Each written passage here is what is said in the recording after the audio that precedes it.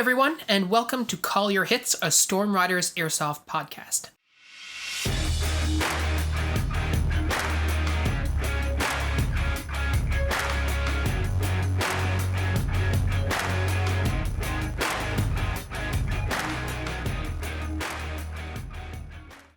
Thanks for joining us, everyone.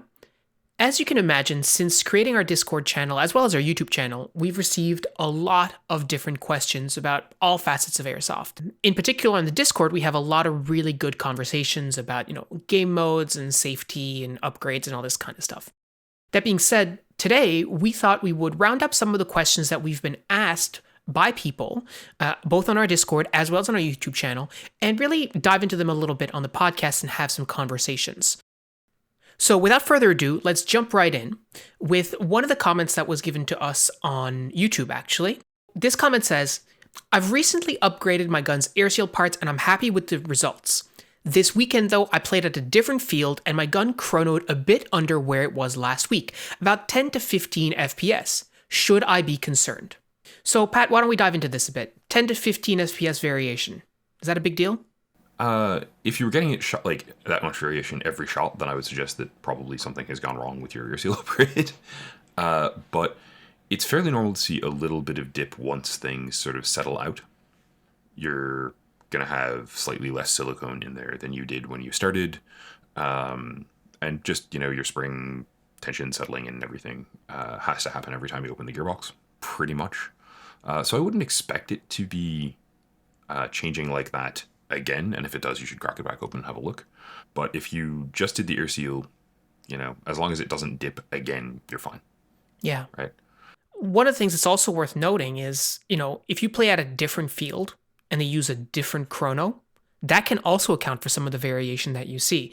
Now, if you saw a 10 to 15 FPS variation, like from one week to another, using your same chrono at home or wherever in the exact same way, then that could be something you want to look into. Like Pat was saying, if it keeps happening, you may want to look into it because you've eliminated the chrono as a variable of what could be causing this FPS drop. But the reality is, if you hit the field and the person is using maybe a cheaper chrono or perhaps even a better chrono, more accurate than yours, and they're using it differently, maybe your gun is not in the exact same position. Maybe it's further in or further out from the actual sensor. You don't really know exactly where all of that is every time. So that can also account for some of those differences, right? Yeah, absolutely. We've definitely had issues with people buying, your $5 chronograph in the past, and those don't stand up, right? Yeah, or using paintball chronographs is another thing that we see frequently because in some cases, paintball fields and airsoft fields actually share the same space. I know we do here in St. John's. And a consequence of that is you really can't use a paintball chronograph for airsoft. I mean, let's be clear. You certainly can use it, but it's not going to be as accurate as a purpose-built chrono. Yeah, I mean, the chronograph thing is definitely significant, and one of the big issues is wear and tear on them. And this isn't a thing that really necessarily gets talked about or thought about, but like even our team's chronograph is definitely old and beaten up at this point, because people who don't know how to use it have used it, and it's been used at a ton of games, and people have just shot the hell out of the inside of it, and sometimes you get a ricocheting BB and it pops a sensor. Yeah. And it's just like, well, that's that doesn't make this thing completely useless, but it definitely decreases my willingness to rely on its results. And like field ones, they're not replacing them every 2 weeks, and they shouldn't be. But it does mean that it's like, yeah, it's here, give or take. But yeah, Phil's point of if you're using two different chronographs and you're getting two different readings, my first instinct would be to go, that's probably the chronographs being not the same device, and not necessarily in the same shape or conditions or anything. But yeah, the biggest thing is, I think, for me, if I see a big variance between testing at home and testing at the field, which I often do, that's fine. Well, I shouldn't say a big variance. If I see a variance, if I see like a 30 FPS drop, I start to get concerned. Yeah. But the biggest thing in terms of having a look at your seal parts and going, oh, is this upgrade working, is what is your consistency shot to shot, right? So if you run 5 shots through your chrono at home, you want to see a very small, like 2, 3, no more than 4 FPS after upgrading your seal parts variation. If you go to your field and you run it through their chronograph, and it gives you a different number, but the variation's the same, you're fine. Yeah. Yeah, that's one thing that really needs to really be thought about is, do I have an air seal problem or not? And I mean, if your variation shot to shot is high, right? 5 or 10 between shots, you're shooting like 380, 365, 390. That could be indicative of a problem with your gun. But if you're shooting 381, 382, 380, 384, right? Then you're probably fine, even if you measure 400 at your house instead of 380. Yeah, exactly. And especially if that is true, it's just a chronograph difference. It has nothing to do with the air seal issue. Yeah, absolutely. So, I mean, it could suck in a situation where maybe you're riding that line of what's acceptable field limit. So if you're shooting, like for us, like our field limit is 1.60 joules, right? If you're at home and your gun is registering in the chrono as 1.60, 1.59, 1.60, and you go to the field and it's, reading 1.61, 1.60, 1.61, that can kind of suck for sure. But I would also suggest that, field limits aren't targets to achieve, but rather things to be aware of, right? So... Yeah, well, I mean, we did that last year with my airsoft gun, right? I was running my setup very much in like that DMR FPS range, and I just hit too high on their chronograph for a week, and I was like, well, I didn't bring another gun, so I guess I have to go home or play with someone else's if anyone's got a spare. No one did. So I went home and took my gun apart and put a, 400 FPS instead of a 420 in, and there you go. It means that I don't get to... achieve quite the same performance that I liked out of my heavier spring, but the field FPS limits are what they are, and they were updated. There you go. Yeah, absolutely. And I mean, but the bottom line is that's what they feel will keep their players safe. And, if you have hung out with us on Discord and had conversations, like we're big on that. We're big on player safety. We want to make sure that everyone is, playing by the rules to keep everybody else safe. And that includes us, right? We don't think we're better than the rules. They apply to us equally. And I remember myself, I used to have an M120 in my Mark 18 a few years ago, and it would take like 1,000 rounds for the thing to eventually settle in and get under field limit, right? Because right out of the box, it was shooting like 1. Well, not out of the box, but once we'd upgraded it, the air seal was so good, we were shooting 1.61, 1.62 joules. And it's only after about 1,000 rounds that we were getting to like 1.59, 1.58, which is fine, but it's not really ideal. It's not really what you want to be doing. Now, I don't have any concerns about passing chrono anymore because I'm shooting like 1.38, 1.39. That's plenty. So to answer the question again, if you're seeing that variance from a chrono, make sure that it's actually not the chrono giving you the variance first. And if your variance shot to shot is the same as what you had at home, then you're probably fine. Really, it's only an issue, like Pat was saying, if the variance is quite large, like 50 FPS or something crazy like that, or you see that variance shot to shot. At that point, different conversation. But don't be too concerned about variations between chronos at different fields. All right, on to our next question. Okay. So question number 2. Hello, Phil. I'm a huge fan of the Storm Riders and your YouTube channel as well as your podcasts. Thank you very much. I listen to them weekly and I'm always looking to you guys for advice on airsoft. I was curious, what sling do you use in airsoft? I saw in your sling video on YouTube that you said you used a Spec Ops Lone Star, but I'm not sure if you still do or not. And I'm not really sure where to buy a good quality sling or where to start. So do you have any suggestions? Thanks, big fan.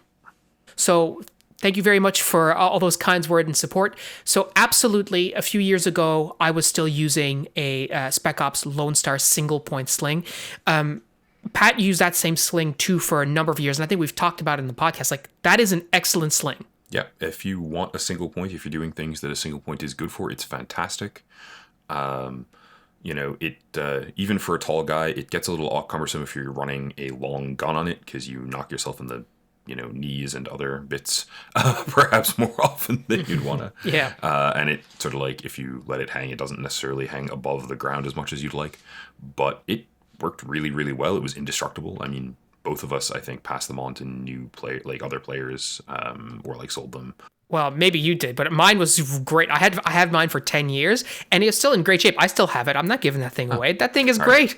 Like, who knows? I sold mine, or like tossed it to one of our teammates or something. Yeah. And like, I know I'd used it for 8 years, and it was just completely fine.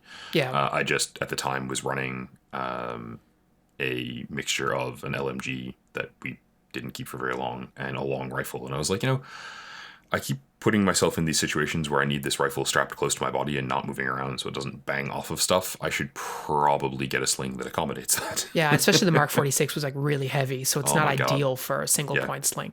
So single point sling I used for years, like Pat was saying, he used his for 8 years. I used mine for like almost 10.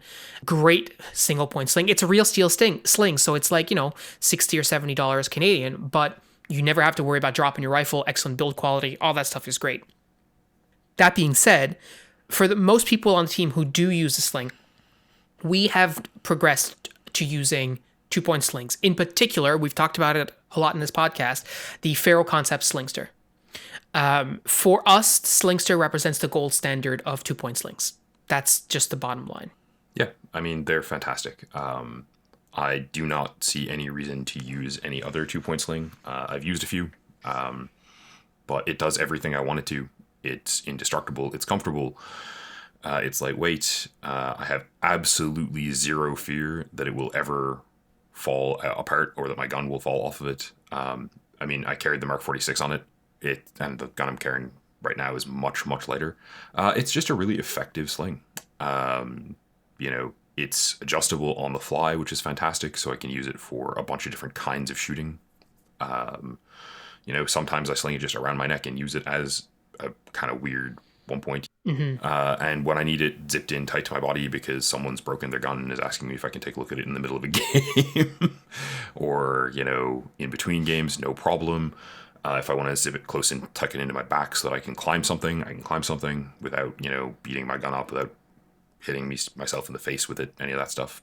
Yeah, it's very hard to understate how much control you have over your rifle with the 2-point sling like that, especially if you ever like release it to like transition to a sidearm, or like Pat was saying, if you have to do any sort of work with both of your hands. When you drop it, it doesn't dangle anywhere. Like once it's cinched in properly, when you drop it, it just sort of hangs out where it's supposed to hang out.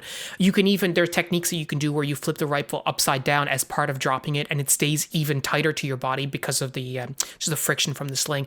It's extremely easy to manipulate, to use, to work with if you want to, shoulder transition, or just loop it around your neck if you're doing a lot of like going back and forth. Like there's a lot of techniques and things that you can learn to do with that sling, because there's so many different things you can do with it, right? There's just so many different applications for it, so you can train in and practice a lot. With a single point sling, you're a lot more limited. Now, there are benefits to single points, especially if you're using like a shorter airsoft gun, or you're in CQB a lot, or all this kind of stuff, which is fine. And I mean, I was well served by the single point, but the 2-point for us is really the direction that we want to go. It gives us the kinds of options that we want on the field. And fundamentally, like the Slingster is, for our money, the best that you can get. Now, there's other types of 2-point slings that are out there. I know Magpul makes a 2-point sling, also a 2-point to 1-point. I know Vickers Tactical has one, Blue Force Gear. Like there's a bunch of different options, but for our money, the Slingster is where it's at. The challenge, though, is that when you talk about money, it is expensive, right? Especially if you're Canadian and you're looking for a Canadian retailer. So Faro Concepts is a Canadian company, but they manufacture all their stuff in the US just for supply chain kind of business. So getting one in Canada is, you're looking at like $80 for the 2-point sling, and that's not including hardware, right? You can get it from like, I think 911 Supply is one that we've bought from in the past. But the bottom line is, this is very much a case of buy once, cry once. If you spend the money to buy a Slingster, you will only ever have to do that one time. It will work fine on every single gun that you own. You'll be able to use it on any platform that you want, and it will never fail you because it is meant for real world applications, right? It is a real steel sling, and consequently, the kinds of abuse that we're going to put it through in airsoft is nowhere near the kinds of abuse that it will be put through in the real world, right? So it's really a buy once, cry once kind of deal. And, I've used, like, not that I'm, I guess, opposed to the other 2-points, but just to sort of reinforce how much I love this thing, I've used the Repro Magpul ones. I've used the real Magpul ones.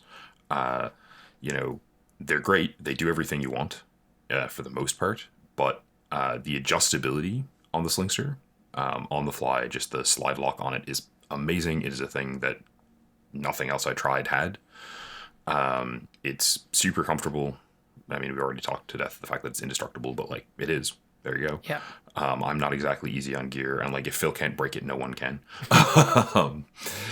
But there's a huge amount of value to knowing that no matter how many times you let go of your primary to do something with your hands, it will always be in the same place for you to pick it back up and resume shooting or do whatever you need to do with it. And most importantly, that your primary is not going to end up on the deck because the sling broke. Yeah, because let's face it, right? Like these are airsoft guns. We've talked about this before, but like they're cool, they're awesome, they're expensive toys that break when they hit concrete. So like every time you drop it, you're like, oh no, please. And just having the peace of mind that, yeah, you can let, I ran this with my 203 as well, right? Like I ran this with the 203 setup on my rifle. You can let it go. It will take whatever weight your airsoft gun has, unless you're like rocking a minigun. And even then you might be able to get away with it. But you can let it go. It'll hang where it's supposed to hang. You can do whatever you need to and you can get your hands back on it. You won't lose your weapon. It'll be exactly in pretty much the same place every time. Yeah, totally. Yep. Not much more to say about that, guys. Faro Concept Slingster, our gold standard. Not a sponsor, but we're open. So the next question that we have here is, hey guys, although I enjoy serious scenarios and objective games, it can sometimes be a lot of fun to do something a bit silly. And I enjoyed hearing about the James Bond games you guys were talking about last week. I'm wondering, what is the silliest game that the Storm Riders have ever been involved in? I'm just going to go straight out there and say I played a game of TTT with a sword. Yeah. No guns, just, I brought a sword to a gunfight, admittedly to an urban gunfight, but like that's definitely the silliest thing I have done playing airsoft, unless you count being a hostage or like a down pilot in a scenario and being like, all right, guys, you have to carry me. Yeah. Where my mind goes with this is the Operation game that we ran at Frontline many, many years ago, Operation Last Refuge. So if you guys have heard us talk about the fields we play at, you would probably be familiar with us talking about the village field. And the village field is one of a series of different fields that are at the local field Frontline. So there's a couple of different areas and a couple of different, for lack of a better term, maps, let's call it. And the village is one of the most popular ones because it's very open, lots of CQC stuff, etc. And Frontline has had scenarios over many years, and the village always ends up being the center of the action. Basically, what ends up happening is one team takes control of the village, and then all the other players will either fight to take the village back or defend the village from being taken back. And really, every other part of the field sort of gets forgotten about or left behind. Yeah, you end up with 60 people clustered around one quarter really of the field. Yeah, which we thought kind of sucked. And we're like, it's not that it sucks, but it's sort of like, yeah, once you've done that a few times, you're like, all right, well, what's the point? So we decided that we offered them to run a scenario and they accepted. And the premise behind this is that both teams would start at either end of the field. And the village, however, would be inhabited by locals, right? And the locals were like these, in the story, were just like these crazy sort of prepper kind of guys or whatever. And both teams would have to work with them, basically befriend them, do work for them, gain their trust in order to be able to move into the village. But at no point were they supposed to actively engage with those villagers, or, upset them in any way. Basically, command was like, you can't do anything that would upset them, just work with them cooperatively. And so the design intent for us with this game was that we, the Storm Riders, would be these villagers and NPCs. We would operate out of the village, which would give us an area for us to stage and plan for missions and, count scores and just run the logistics of running a game, right? Like you do in any sort of event or scenario. And allow for some sort of, role-playing elements to exactly be in there as well, right? Yeah, so then we also acted as the villagers. So yeah, we had our game staff hut and all this kind of stuff and our scoreboards and timers and radios and all that. But then we also acted as the villagers. And so different members of the team had different responsibilities. We gated off the village and we said, no, if you want to come in, you have to check your weapons. And we would give players a hard time. And in particular, the silliest thing that happened for me in that game was that we had a few people on the team, and myself included, who speak languages other than English, namely French. So my first language is French, and we have another player on the team who was an infantry officer in the Canadian Forces, and as a consequence of that, he had some second language training. And so when people came to the village gates to say, hey, how's it going, etc., they were speaking to me and I was speaking to them in French, and none of them knew how to speak French. So immediately that created this sort of like, oh my God, what do we do now? Like we're at an impasse. And so they've got me yelling at them in French to do certain things, and they have no idea what I was saying. So it created a lot of like silly tension and all this kind of stuff. And as the game progressed and the day wore on, stuff in the village started getting sillier because we would work with them in English, but we would use like, weird accents, or we would misunderstand on purpose what they were saying. And it just created a lot of like confusion and fog of war. And in addition to everything that was happening in the village, the game was still going on outside, right? Like they were still fighting for objectives. So that led to a relatively silly day. But I think overall, like I have very good memories of that game. And I think most people do as well. Oh man, that game was hilarious. Things that Phil has left out of his account include there was a recon piece at the beginning where like 3 or 4 players from each team were let out early to do recon of what we'd done to the field. And watching Phil just scream in French at 2 completely confused dudes who had no idea what was going on was like one of the high points of my life. It was amazing. Yeah, they had like full on like freeze fight or flight, and they had full on freeze deer in headlights. Like they had no idea what to do. What the hell, guys? Which was awesome. And then sort of shortly after that, we were approached at that side of the village by like our barricade was approached by a dude who spoke French, not super well necessarily, but like he was doing French immersion or something. He was a kid in high school. Yeah. Yeah. And it's like, hey, we brought a translator, and we were like, huh, well, let's see where this goes. Yeah, very ingenious. Yeah. But like people, it was very funny, but people, responded to it in a clever way. And so like a big chunk of that area that we'd cordoned off has sort of like fake turf on it. That's always like covered in BBs and stuff. So we spent like parts of the day like being farmers and raking the turf and like cleaning it up. So the village was actually, I think, a lot tidier than it usually is when we were done. But I think also one of the high points was like we told them repeatedly that they shouldn't engage the villagers. Like and there was a point in the day where the 2 teams started like shooting into the village. And we yelled at them to stop, and they continued. So we went and got our guns and started shooting back, and they surrendered to the villagers. Yes. It's just like, no, we're done. We're going to go back to shooting at each other. Yeah. I remember as well at some point Cal coming out in like his like really like skinny shorts and a bathrobe and flip flops, like coming out of like one of the buildings, like he'd just been like mid shower or whatever, just really just foolish stuff like that. But it added a lot of just fun, and I think we've talked about that in the podcast before. But fun is why we play airsoft, and it sometimes can be easy sometimes to overlook that. You're training, you're really focusing on your performance, and sometimes you can just overlook having a bit of fun. And so games like that for us, for me in particular, when I look back on like that was a lot of fun, a really good opportunity to do things a bit differently, right? Yeah, absolutely. And like it provided us with a weird game type, which was fun. But it also provided us with just a lot of opportunity to interact with the other players, and like they see a lot of our sort of serious, like, oh yeah, game face, because we're playing and we're trying to, win, and we're trying to play sort of an aggressive play style usually, as we've talked about before. But it gave people a lot of chance, in the local play community to see the fact that we're really a bunch of idiots. Yeah. Because, totally.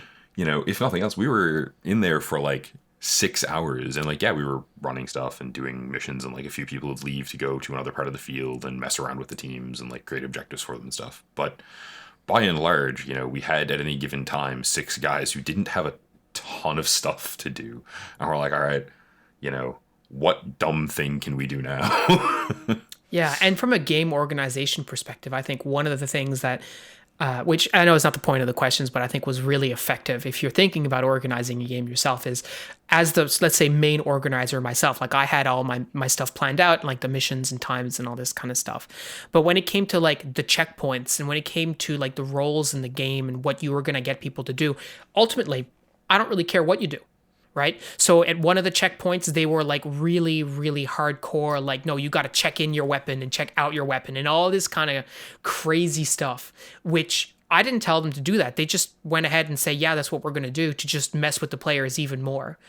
That's fine, right? You can, as an organizer, you can sort of relinquish the controls a little bit and just let people, have their imagination. At some point, there was a whole like storyline with the mayor of the village being, voted on, and there was an election. You had to protect them, and then they assassinated him, and like just kinds of crazy. And for me as a game organizer, I'm like, I don't care what happens. My missions are still going. The game is still going. People are having a good time. What are you guys doing over there? Oh, we're assassinating the mayor. Good enough. Yeah, carry on. And like, but from the game organizer's point of view, that's work that you don't need to do, right? You can just let other people handle it, and then you can focus on the bigger picture of the overall of the game. So, anyways, that's not really part of the answer, but I think that's probably the silliest, most fun that I had as an airsofter was really getting that. And I wasn't even playing that game, not really, right? That was the most fun that I'd had. And just before we leave that one, I want to note that also the people at the checkpoints at some points were like bribed with snacks. Like people were like, "We will give you a pizza if you let us bring our sidearms," and people were like, "Sure, bye." Yeah, exactly. So thanks for that question. That's a good one to reminisce. Yeah, absolutely. That was just fun to think back on. So next one, hey, Pat and Phil, I know you guys have mentioned it in the podcast before, but what is the big purpose of shimming your gears? How much does it actually help, and why do people do it? Does it really make a big difference? So I'm going to answer the last question in that string first. Yes, it absolutely makes a big difference. So the short version, and we've heard Pat's short version before, so we'll see how this goes, is that the height of your gears changes how the teeth mesh. And so the biggest purpose of shimming is to make sure that the teeth mesh fine, but that the other parts of the gears are not touching, right? You do not want friction between the gears except on the specific contact points intended. Because if there is, they'll grind to a stop and lock up almost immediately. And best case scenario, your gun locks solid and stops shooting. In worst case scenario, you have to buy new gears and maybe a new motor. It is a bad scene. So the goal in getting sort of, a good shim job is to have it so that the gears spin freely without any excess contact, and subsequently so that they work correctly when you put a motor in. The shim job can also adjust the spacing from side to side of the gears to adjust the alignment with the teeth of the motor if you're having issues. Usually, if it's correctly shimmed, it'll just be fine. It's not a thing that you have to worry about too much other than going, oh, I probably shouldn't shim this bottom gear like too high or too low, right? We don't want it to be all the way towards the top or all the way towards the bottom. But yeah, in terms of it helping, it's required for the gun to function. In terms of, how good a job do we have to do? So when I'm working on it, I literally sketch a little diagram of the gears. I keep track of what shim sizes I've put in top and bottom, and I use, the smallest shims I use are 0.01 millimeter. No, 0.10 millimeter. Yeah. They're quite fine, and they're very important in terms of getting a gear line. A factory shim gearbox will usually use significantly less fine-tuned shim jobs. They're sort of like, stick in two of these, and two of these. Good. Partly, they're a factory. They know exactly what tolerances their stuff is theoretically machined to. But also, I'm trying to get a precision thing out of putting usually high-speed gears and a high-torque motor into the same thing. The factory's going, all right, stock gears, stock motor, done. Yeah. And the big difference there is, so my team's guns are generally designed to run on sort of we would like to get the best trigger response we can out of them. So that's a big factor for why I'm doing it. In terms of why the factory's doing it, they care if it lasts 4 or 6 weeks, right? They want you to get your gun and it shoot. And if your gun stops shooting 2 months or 3 months after you buy it, that's your problem. I'm shimming them so that ideally, Phil's gun last year got built. He's taken it apart to lube it a couple of times, but he hasn't changed the shims. The gears are still fine, right? And that's where we want to be with that. So that's sort of the reason to do a tighter, finer, better job. So how much time should the, let's say, average person spend figuring out the shims on their gun? Like, is that something that you was like, hey, it's going to take you 3 hours and you should be using those 3 hours? Or how does that really work out? I mean, it's a little bit hard to say because it depends on what they're doing a little. So if you're upgrading your gun and you're going to put in new gears, you should make sure they're shimmed properly because otherwise it's not going to work. You can watch, there are a bunch of good videos on this. I don't have any to recommend off the top of my head, but there are a ton of them out there that'll show you how to do it. The big thing is when you rotate the gears through a couple of cycles, do you feel any tension? Do they grind against one another at all? And you should do that when you're working with your gearbox. You want to do that in all 3 or 4, but really 3 possible alignments, so vertical and then the 2 horizontals, because if the shim job is allowing them to move back and forth too much, which is part of what you're trying to avoid, you're trying to lock them so that they stay centered and stay aligned, then you should probably adjust that. And likewise, and I'm being very cursory with this, I guess, but screw the mech box down tight and make sure that the gears still spin, because if you put too many shims on it, they're going to lock at the axles and they're just not going to rotate. It should take you, it takes me 45 minutes, and I've done this a lot, and it should take you probably at least that, unless you're really good at this or you luck out and get, just, oh yeah, this is exactly the alignment I want right off the bat. Because usually it's sort of a trial and error thing, right? So I start with the spur gear. You should start with the spur gear because it's the first gear you're going to be putting in. It's the one the other 2 mesh to. I have a specific shim height that I start those at, and usually that I just use for those, because it more or less what I want is I want it to be spinning freely. So if you just spin it with your fingers, it should spin for a few seconds without any additional input of force. So it needs to be raised above the MacBox shell, so it's not grinding against the MacBox shell. But you want to do that with as little shimming as possible, because if you shim it really high, it's going to mess up everything else. And I work from there. And like I said, I just draw a little diagram and, write down what I've shimmed them. And that allows me to, A, measure where I've put things as I go. Not in the sense of like taking out a caliper, but in the sense of like going, oh yeah, I've made this high, it should go, the next one should go the same height or a little higher, and so on. The other thing is that it allows me, when I inevitably drop a shim during the process of putting the gears in, to go, that's supposed to be on this one, excellent. Instead of going, oh, great, I've ruined an hour of work, right? Yeah. And that is a trick to have in your back pocket, and subsequently of irritation to be avoided, right? And like we said many times before, when it comes to gun teching, like, it's not magic, it's math, right? So if you are, like Pat was saying, if you're taking notes of where your shims are supposed to go, especially if you're opening up the gearbox for the first time and you can physically see where the shims are, taking a second to write that down so you know what you're dealing with can certainly be very helpful. Yeah, and like if you're breaking open a factory gun, when you pull the gear, take all the shims with it, set it aside, take all the shims with the next gear, set it aside, take all the shims with the next gear, set it aside. I've even gone so far in some cases to like just draw little squares on pieces of paper to put them in, so that I know that I've put that in the place that I wanted it to go. Great. Because when you look at what they've done in the factory in terms of shimming it, you can look at that and go, okay, well, I have 0.2 millimeter shims. These are clearly not 0.2 millimeter shims. All right, let's check them against my other ones, figure out what the factory did. And that gives you a baseline for good enough. Yeah. And once you have a baseline for good enough, you can go from there to try to get, good or excellent.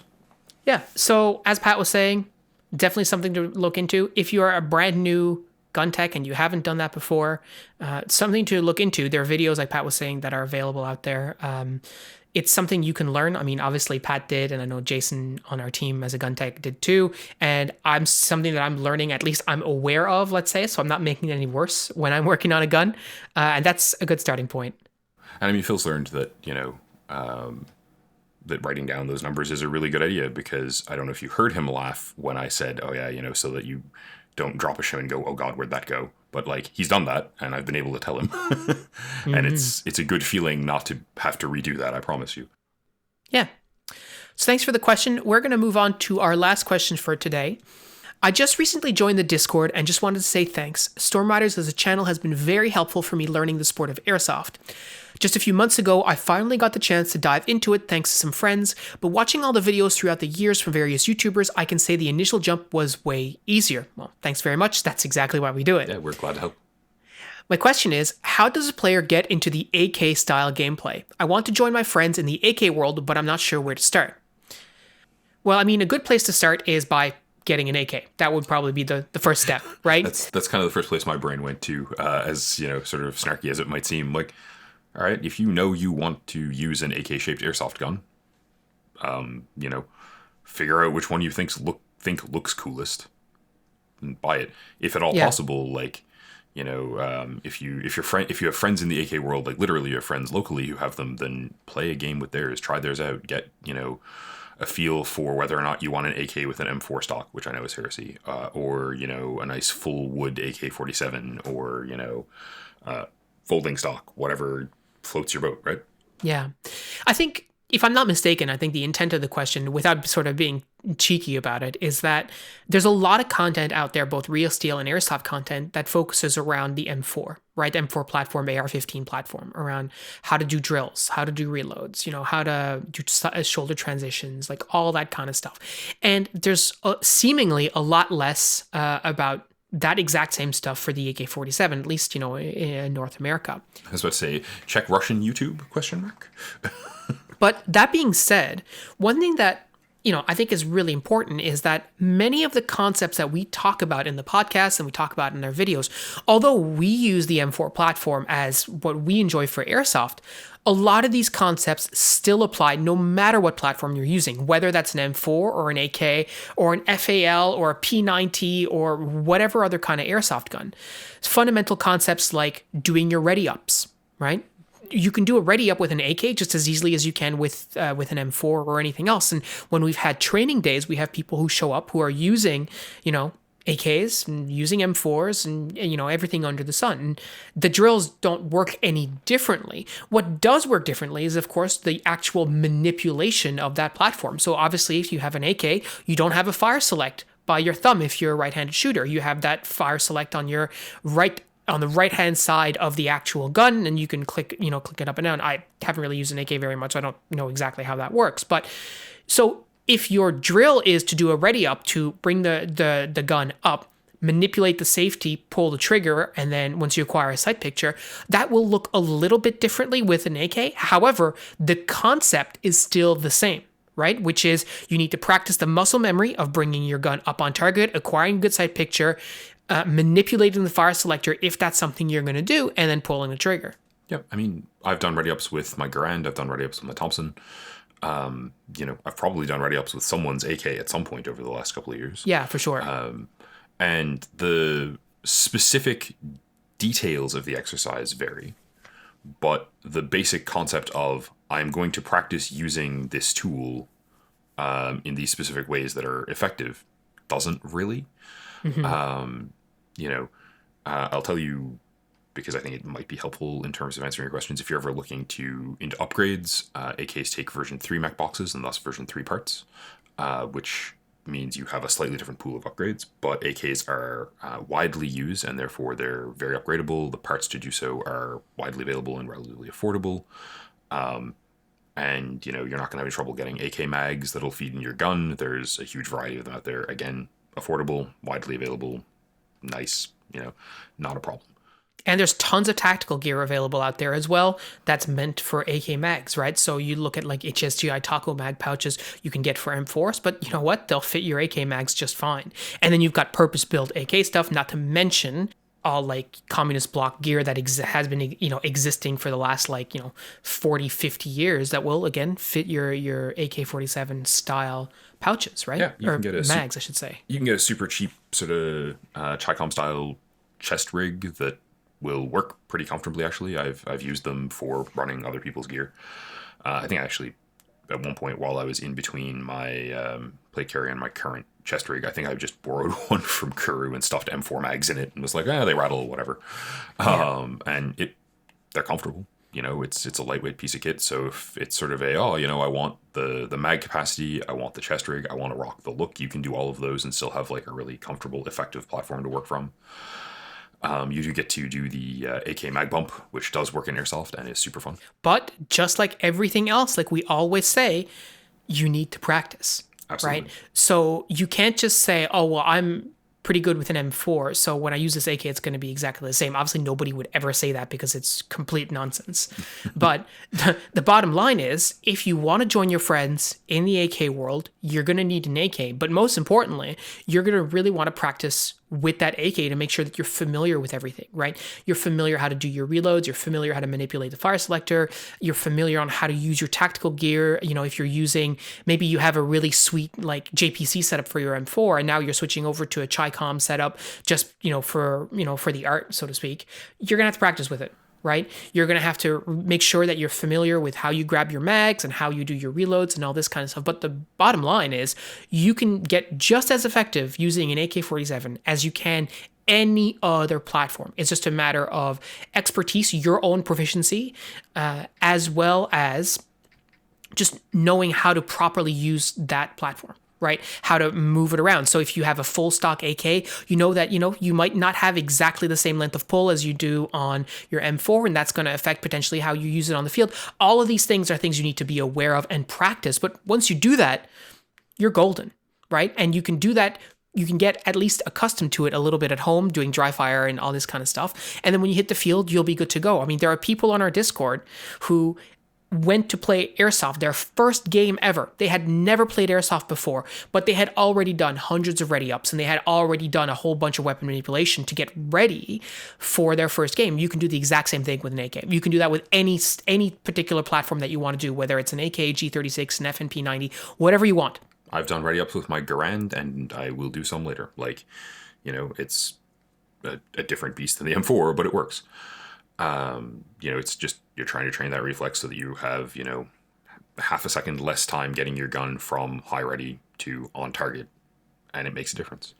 Yeah, and use that so that you can focus on what's going on in the field. So you're not fumbling around with your kit trying to figure that out while other people are trying to figure you out. You know what I mean? Exactly. And one really great thing about the AK platform that I will mention, in terms of switching to it or taking it up, is that there are so many variations on the AK that you're also in that same space that you get to be in with the M4, where you can build one for any ergonomic type of human and any playstyle, right? Yeah.